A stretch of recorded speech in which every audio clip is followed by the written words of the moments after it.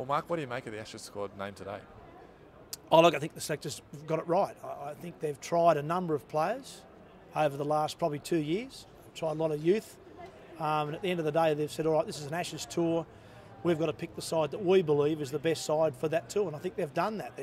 They've brought back in a 35-year-old Chris Rogers, but obviously the runs he's made in England have counted for something. And they've said, all right, we believe he's a chance of playing Test cricket again, giving that batting order a bit of experience. So I'm not against that. And I think they've done the right thing by picking the side they believe is the best to try and win the Ashes back. Fast bowlers have done traditionally well in England. How do you rate our fast bowling attack? I think our fast bowling attack is a very good one. I like the fact that Ryan Harris is back in the side. I rate him very highly. Mitchell Starc has shown, along with James Pattinson and Peter Siddle, that they can bowl sides out. So I think they've got that right. And we saw young Jackson Bird last summer, man of the match in Sydney, I think, in the Test match. So they've got bowlers who can swing the ball a bit, which I think will help in England, but also bowl fast enough to worry the English batsmen. So I think the bowling looks okay to me, but we need to make a few runs also. Well, on the batting, is that a concern, or do you think the inclusion of Rogers and the tour just gone has galvanised the team?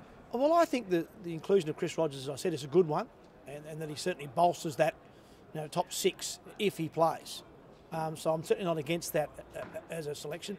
I think the biggest worry for Australian cricket has been that there's not a lot more younger guys around. There's Usman Khawaja, who's in the squad. It's nice to see him there. But I'd love to see a few more young guys from all the states coming through, and I think that's the area that we're struggling a little bit at the moment in terms of our development, is that we haven't got a whole swag of 20 to say 23-year-old batsmen coming through ready to play Test cricket, and that's where we need to keep developing these young players.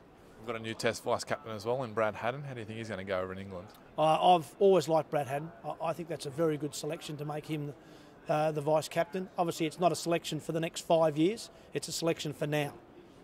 Brad I've always found to be very forthright, up front, speaks his mind, and I think he'll work very well with Michael Clarke. So I think that's a very good appointment.